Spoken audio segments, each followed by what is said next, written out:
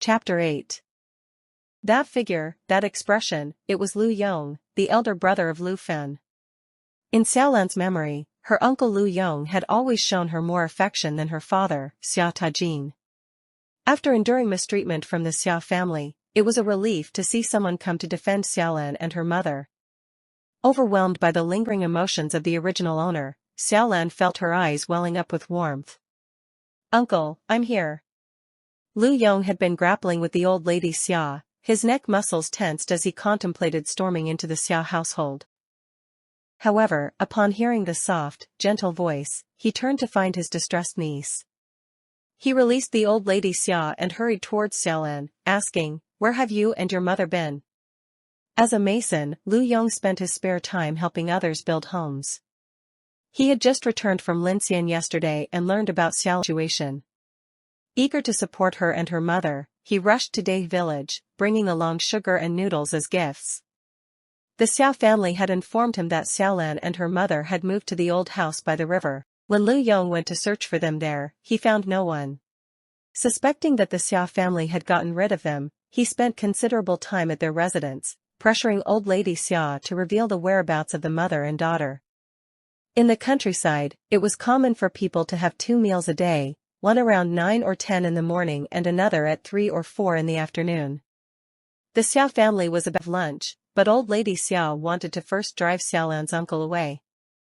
A quarrel erupted between 2 individuals outside the house, which led to the scene just now. Upon hearing the commotion, Xiaolan hurried to soothe her uncle, explaining, "We are currently residing in the old house on the riverbank. We left in such haste that my grandmother only managed to give us 10 kilos of sweet potatoes. We forgot to take pots, pans, clothes, and quilts. Now, we have returned to retrieve some belongings and unexpectedly encountered uncle." Seeing his niece standing before him, Lu Yong felt a sense of relief wash over him, and his heart, which had been in his throat, finally settled down. The gauze strip wrapped around Xiaolan's head was replaced with a small piece of gauze to cover the wound, which didn't look so scary. Lu Yong's anger flared as he questioned, "Did Xiao Tajin allow his family to bully you and your mother?" The prospect of moving to the dilapidated old house by the river was disheartening. It was in such poor condition that even dogs would turn away. Clearly, Xiaolan and her mother were being forced out of their home. Old Mrs. Xiao's expression was one of deep displeasure. Upon seeing Xiaolan and her mother, she assumed they had endured a night at house and had returned to plead for forgiveness. She envisioned a scenario where Lu Fen would bring Xiaolan, begging on her knees, but she had no intention of relenting. Who knew that they would return for their belongings? Both had been driven out. What belongings did they plan to take? But Lu Yong had arrived.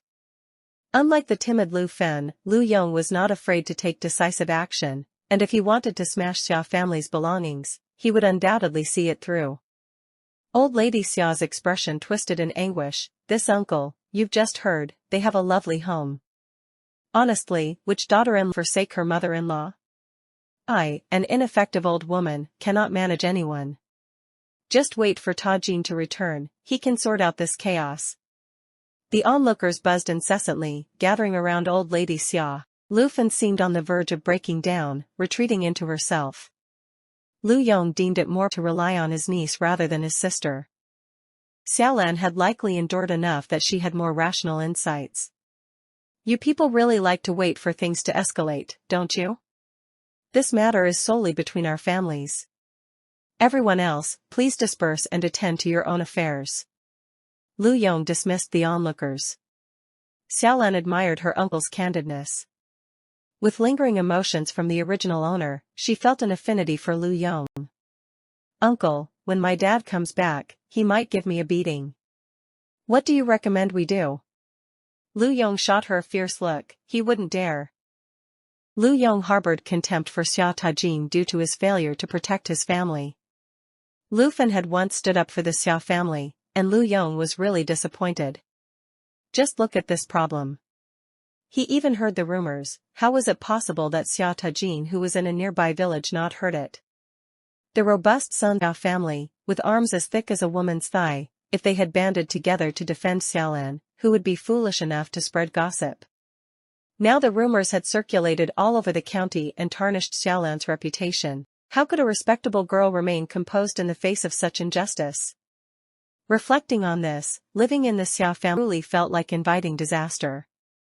Lu Yong pushed past old lady Xia, who was standing at the door. Go ahead and gather your belongings, I will make a decision for you today. Do not stay in that broken house, come home with me. Lu Fen's movements were feeble and lacking strength, while Xiaolan remained cheerful. Although she did not wish to stay at her uncle's house for an extended period, she could do business there. It would be much surprise if the residents of Dai village agreed to sell eggs to Xiaolan. Lu Fen hesitated to act, prompting Lu Yong to instruct Xiaolan to prepare her things. Third aunt's voice cut through the air sharply. Xiaolan's uncle, you are leaving no room for negotiation. Are you really going to separate the three of them? Can you provide for them indefinitely? The family had always sought to maintain harmony rather than division.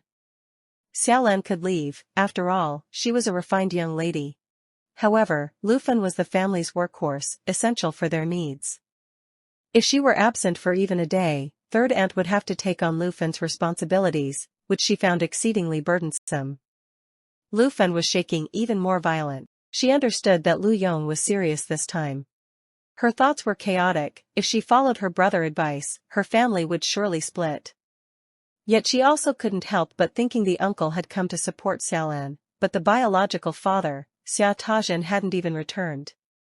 Did she feel any resentment? Of course she did.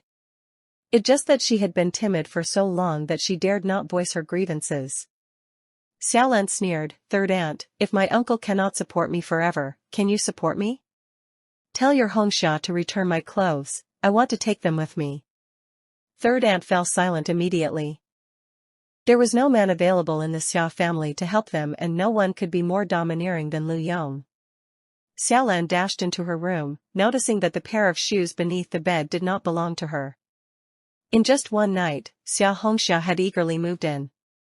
The wooden box on the bed contained all of Xiaolan's possessions, a heavy iron lock, the key of which hung around Xiaolan's neck. Little did she expect that there was still a chance to take it with her. She struggled to carry the box out. Lu Fen didn't dare to gather her belongings, as the long-standing oppression from old lady Xia had left a profound impact on her. Lu Yong did not share the Xia surname, and if he were to search the house, the situation would take a different turn. However, Xiaolan was bold enough to act. She caused old lady Xia's expression to darken significantly as she hurried to collect Lu Fen's clothes.